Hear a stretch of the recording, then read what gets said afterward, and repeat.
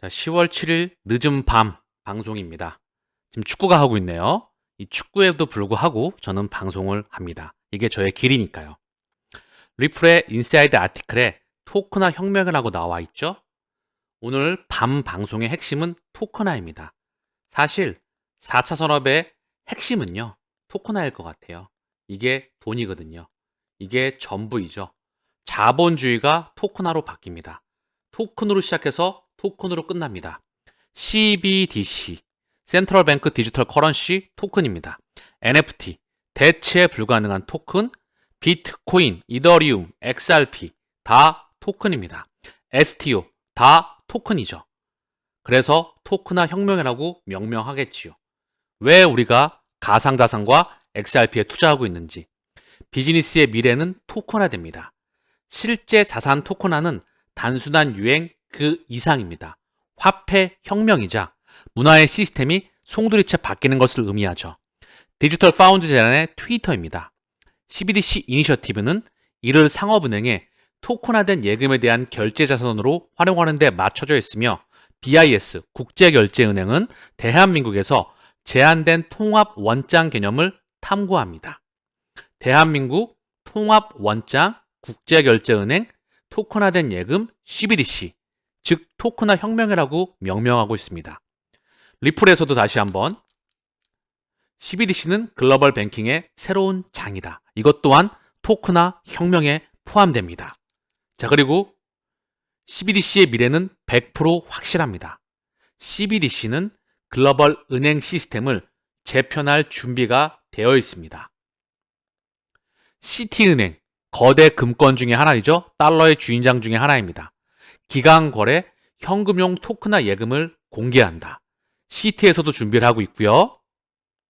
JP모건 시티, 자산 토큰화를 통한 금융권 혁신을 기대한다. JP모건 블록체인 기반 결제를 검토한다. 전 세계 최대의 금권 중에 하나이죠. JP모건 블록체인 총괄, 미래암호화폐 시장. JP모건에 문의가 접수된 고객들의 질문 중 99.9%가 현금, 주식, 부동산 등 전통 자산의 토큰화 작업에 관한 것이라고 말했다. 얘기가 끝났습니다. 현금, 주식, 채권, 부동산, 원자재, 그리고 이거를 기초자산으로 한 파생상품, 이 모든 것들이 블록체인과 분산원장을 통해서 토큰화가 됩니다. 왜 XRP 레저가 다음 문명의 중심인지, 왜 대장인지 일괄되게 저는 이야기를 하고 있죠. 이와 더불어서 전 세계 아직까지 짱이죠. 달러의 주인, 연방준비은행, 미국 중앙은행입니다. 연준이 긴축을 올리게 되면 우리는 다 쫄아버리죠. 전 세계 자산시장이 아직까지 숨지겨서 웅크립니다. 물가가 급등하면 연준의 목소리를 주목하고 있죠. 아직까지도 이빨이 빠졌다고 하나 전 세계를 우렁차게 지배하고 있습니다. 이 우렁찬 주인의 지배자들이 이들의 힘을 의도적으로 빼버리고 현재 새로운 두꺼비 집으로 이사하고 있는 과정이죠. 미국 중앙은행에서 자산 토큰화 및 RW에 관한 연구 보고서를 발표하였다. 실물 자산의 토큰화에 관한 연구 보고서를 발표하였다. 자, 오늘 밤 방송의 핵심은 토큰화입니다. 토큰화 혁명이다. 미국 중앙은행에서도, JP 모건에서도, CT에서도, 디지털 파운드 재단에서도, 그리고 다시 한번 이 새로운 문명을 대체할 여기에 에너지의 파동이 어디로 이동한다? 리플과 XRP로 이사해 나가는 과정에 있다는 걸 우리는 인지해야 됩니다. 즉, 설계 과정이 끝났다. 이들의 의도대로 우리는 움직이면 됩니다. 다만 대중들은 이거를 파악하지 못했을 뿐이죠. 가격에만 집중하기 때문에 우리는 가치에 집중하는 사람이다. 전 세계 토큰화된 시장의 가치가 얼마일까요? 전 세계 파생상품 시장만 약 1200조 달러입니다. 이것도 2019년 기준이에요. 전 세계 파생상품 시장만 1200조 달러. 대한민국 원화 기준으로 1200조 달러는 161경입니다. 천문학적인 가치이죠. 원달러 환율이 급등 가치이기 때문에, 즉 원화 약세 국면이기 때문에 물론 환율에 대한 조정이 필요하겠지만 161경원. 전 세계 스위프트 시장 규모가, 자 보겠습니다. 셰넌 쇼프라고 하는 금융 전문가죠. 2027년까지 국경 간 전 세계 스위프트 시장 규모가 250조 달러가 예상이 된다. XRP 가격은 500달러로는 그 금액을 감당하기에는 충분하지 않은 것 같습니다.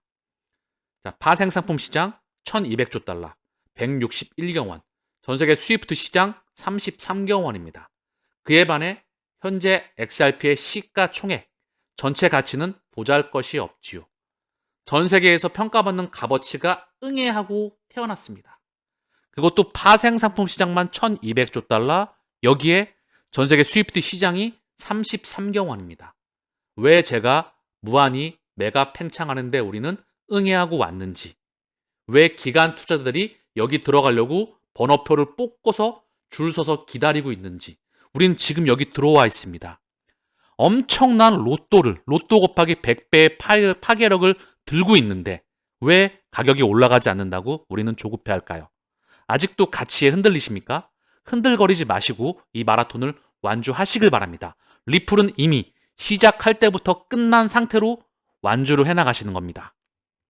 자, 제가 일전에 말씀을 드렸죠? 잭더 리플린의 트위터인데요. 이것 또한 참고만 합니다. XRP는 주식이 아닙니다. 가치를 토큰화하는 유틸리티 프로토콜 혁명입니다. 가치를 토큰화하는 혁명이다. 다음번 디지털 화폐 인쇄기기, 다음번 디지털 쩐의 인쇄기기는 XRP랬죠? 걔가 심장입니다. 토큰화할 금액은 천문학적이죠? 파생상품 시장만 1200조 달러입니다. 여기에 주식시장, 채권시장, 상품시장은 다 제외했습니다. 자, 그러면 XRP가 개당 땅콩 1000달러를 헝실은 넘는 것은 땅콩이라고 생각한다. 자, 미디어에서 이렇게 얘기하고 있습니다. 잭더 리플러는 XRP가 개당 1000달러가 땅콩이라고 말합니다. 그 이유? 토큰화의 혁명의 중심에 있기 때문입니다. 더불어 참고사항으로서 페드나우, 연준의 실시간 지불 결제망이죠. 페드와이어를 대체하는 여기 서비스 업체에 대부분 직간접적으로 다 리플과 연결되어 있습니다. 왜 에너지의 파동을 이쪽으로 옮겨 나가는지 우리는 직시해야만 한다. 자, 한마디로 귀에 꽂히게 정리하겠습니다. XRP 레저는요, 토큰화 혁명의 대장입니다. 달러, 종이화폐 인쇄기기의 대장이었죠. 디지털 인쇄기기의 대장이다. 우리는 여기에 투자하고 있는 것이다. 귀에 다시 한번 제대로 인식하시길 바랍니다. 찰칵하고 저장을 해라.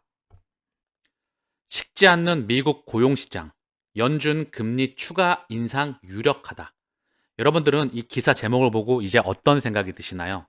아, 생각보다 예상보다 미국의 고용지표가 좋게 나왔네. 그래서 연준이 추가 금리 인상이 유력할 거야. 그러니까 자산시장은 굉장히 위험해. 코인 시장과 주식시장은 폭락할 수가 있어. 그러니까 들어오지 말아라. 이렇게 미디어를 통해 얘기하고 있지 않겠습니까? 그럼 우리는 어떻게 해야 될까요? 이것과 반대로 하면 되겠지요. 이런 기사가 나오면 이제 쓰레기통에 버리시면 됩니다. 자, 비트코인과 미국 증시가 급락 후 급반등한 이유, 고용지표를 둘러싼 긍정적인 해석. 이자율이 올라도 내려도 비트코인 강세 랠리 반드시 온다. 이자율이 오르면 전통 트레이드파이, 은행 위기를 불러온다. 그 대안으로 비트코인 투자가 힘을 받는다. 금리 인하는 당연히 위험 자산에 긍정적이다. 금리가 내려도 올라도 비트코인의 강세 랠리는 반드시 온다. 이렇게 미디어를 통해 해석하고 있네요. 그러나 이것 또한 미디어가 해석을 하는 부분이다. 이미 큰 방향성은 정해져 있다는 것이지요. 미국 투자은행 제포리스가 비트코인은 인플레이션에 대한 중요한 해지 수단이다. 네, 맞는 말입니다. 그러나 여기 문장을, 단어를 바꾸고 싶네요. 가장 인플레이션의 가장 최적의 해지 수단은 어디다? 바로 얘다.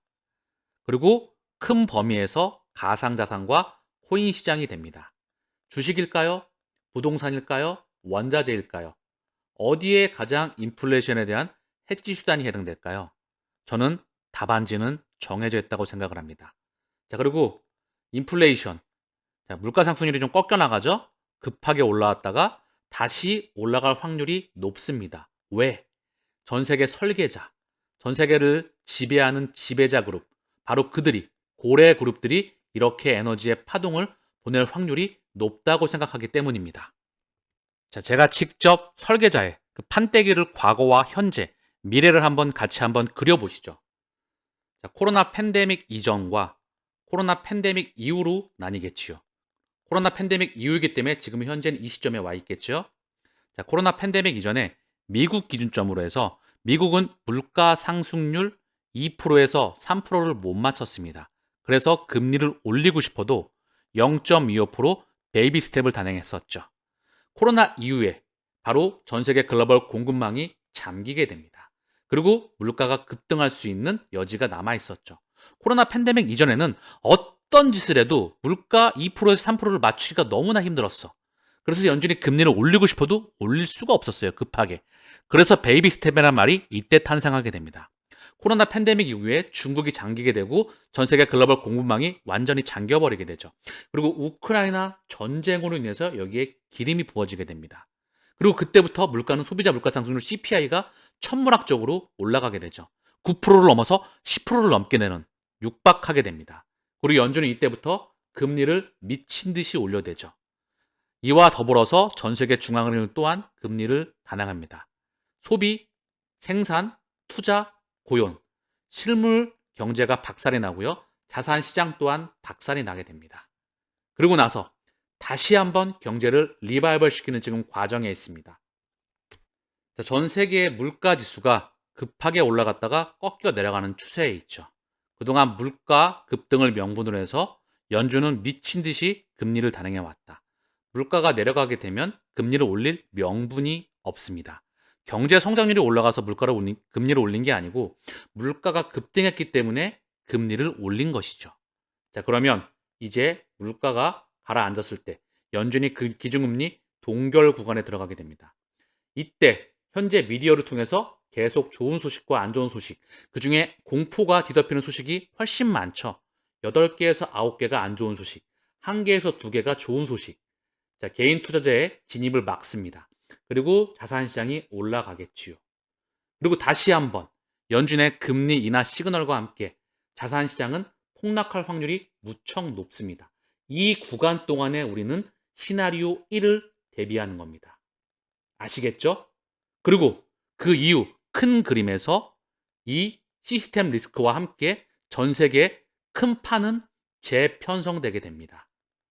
지금 제가 말씀드렸던 토크나 혁명으로 인해서 기존 두꺼비 집을 부셔버리고 새 집으로 이사해 나간다. 이 새 집에 엄청난 유동성이 들어가는 겁니다. 아시겠죠? 우리는 미리 선점하고 있는 것이다. 오늘 밤 방송의 핵심은 뭐다? 토크나의 혁명이다. 디지털 돈의 주인공은 XRP 랬죠. 그리고 가상자산, 코인. 우리는 그 대장에 투자하고 있는 겁니다.